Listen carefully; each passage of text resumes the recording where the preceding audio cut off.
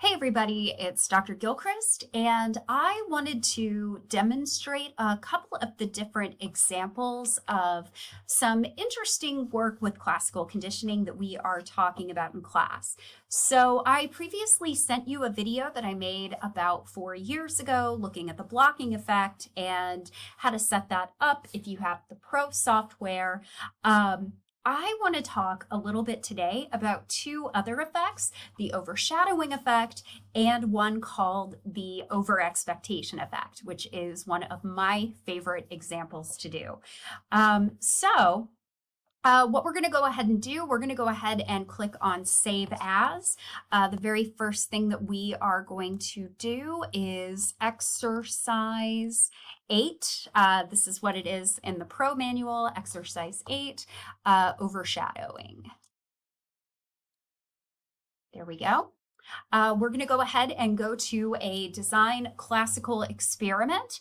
I am clearly not in the Pro section, so I'm going to go ahead and go to Preferences. We're going to go ahead and make this a Pro version. We're going to design a classical conditioning experiment. You can see I'm clearly in the Pro version now. I have some more stuff.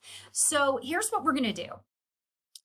Basically, the overshadowing effect occurs when you have one particular CS that is very intense, and it effectively overshadows a weaker CS. So we're going to do a pairing of these stimuli together, and you're going to see how the stronger conditioned stimulus effectively overpowers and overshadows CS strength. So here's how we're going to go ahead and set this up. So we're going to go to the interval between trials section. We're going to have that 5 minutes. We're going to present each trial type 10 times. In our first stimulus, we're going to go ahead and pick a low intensity light. And we're also going to pick a high intensity tone. So the light is low intensity. This is going to be our weaker conditioned stimulus. And then we have a high intensity tone, which is going to be our stronger, more overpowering conditioned stimulus. So a low intensity light might be like a dim light, and a high intensity tone might be a very loud tone or a very high pitched tone. In the second stimulus, we're going to go ahead and pick a medium intensity foot shock.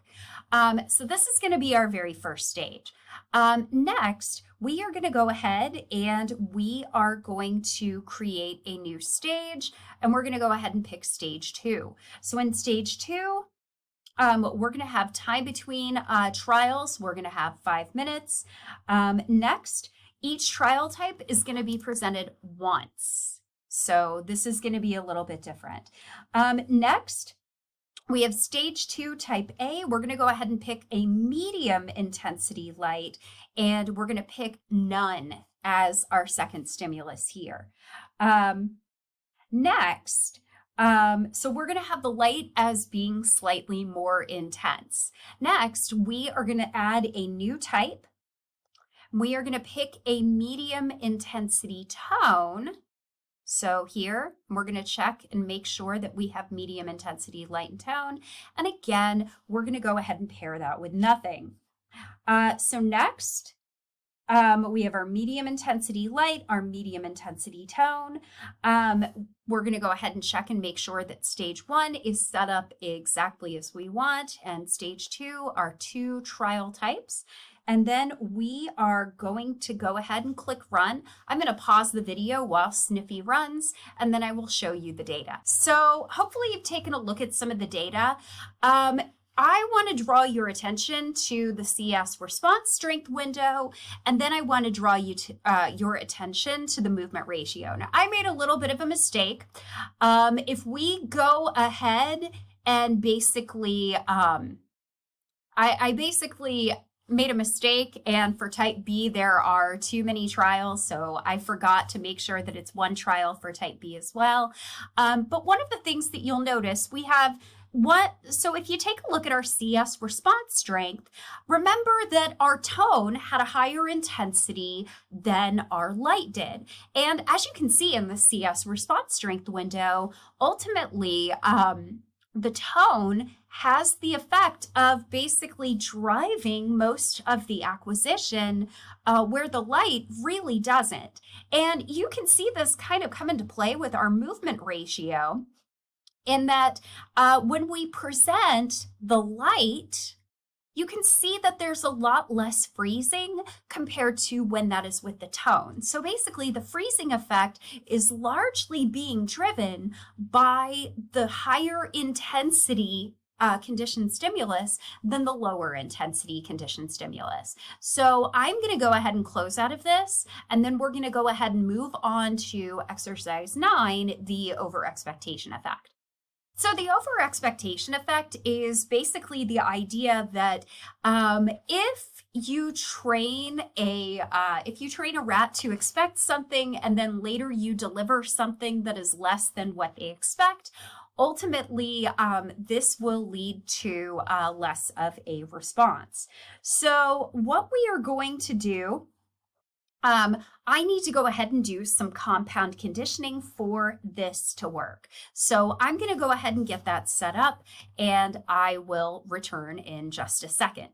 Okay, so to be able to set up the overexpectation effect, one of the things that I had to do was effectively create separate pairings of a light and a tone to get separate pairings that were both paired with a medium intensity foot shock. So you can kind of see here, let me go ahead and do save as. So first of all, before I do anything else, I'm going to save this, and then I'm going to save as. So this is going to be exercise 9, which I already have here. So I'm going to go ahead and save. Yes, I do. So if I open up Design Classical Conditioning Experiment, you can kind of see what I've done. So I had 2 different types of stimuli, so these are already grayed out. I presented these interchangeably 10 times each for each trial type. Type 1 was a light paired with a foot shock. Type 2 was a medium intensity tone paired with a foot shock.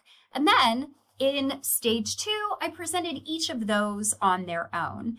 And you can kind of see what happened to the movement ratio and the CS response strength window as a result.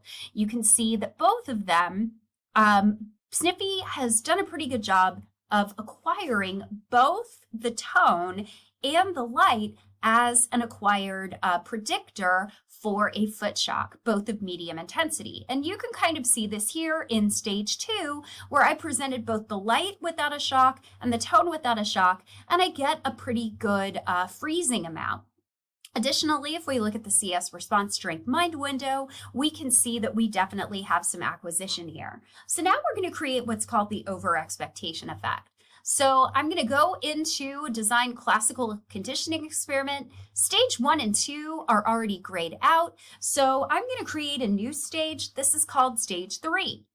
Stage 3, we are going to do 5 minutes between trials. We're going to present each trial type 10 times. We are going to pick both a medium intensity tone and a light as a CS paired with a medium intensity shock. So whereas previously I paired each of these separately with a shock, now I am presenting these as a compound stimulus. Next, I'm going to create a stage 4. So now I have stage 4. First, I am going to go back really quick. I'm going to do this 5 minutes between trials, present each trial type just the once. Come on. We just want 1, not 11. We want 1. Okay, so we're going to present this once. Trial type A, we're going to do the medium intensity light, and then we're going to pair it with nothing. And then we're going to create a new type. We're going to do the medium intensity tone, and again, we are going to pair it with nothing. So we're going to go ahead and take a look and make sure that our type A and our type B for stage 4 are correct. We're going to go ahead and take a look at our compound conditioned stimulus for stage 3 and make sure everything is correct. And then we're going to go ahead and press run. So something kind of interesting that you might want to look at. If you look at stage 3, where we presented that compound conditioned stimulus, you might be kind of surprised that the movement ratio is quite high, but if we take a look over at the CS response strength, we actually see a decline in both the light and the tone in terms of strength pairing with that unconditioned stimulus. And part of the reason why is something called the overexpectation effect. So basically what's happening is initially we paired a tone with a foot shock. We paired a light with the foot shock, and those were tested separately. So one might think that if we presented both of them together, we should get an even stronger shock, but we don't. The rat actually gets the standard medium intensity foot shock, not a larger shock, with both of those adding together. As a result, we get a little bit of inhibition of conditioned stimulus strength for each of those, because what has occurred is a light and a tone and the standard medium intensity foot shock, when the rat might have expected something much stronger if both of them were added together. So because this was less than what was expected, we get a decrease in our response strength. And you can actually see that decrease in the movement ratio when both the light and the tone are paired separately. So folks, this is the overexpectation effect. We expect unconditioned stimuli to be additive when we have two conditioned stimuli that are paired with the same US. We expect that they should double in strength when they're added together. And when they don't, we get a little bit of inhibition in that CS response strength. It's one of my favorite effects to talk about, and we will talk about these more in class. I will see you all on Friday. Have a great day. Bye.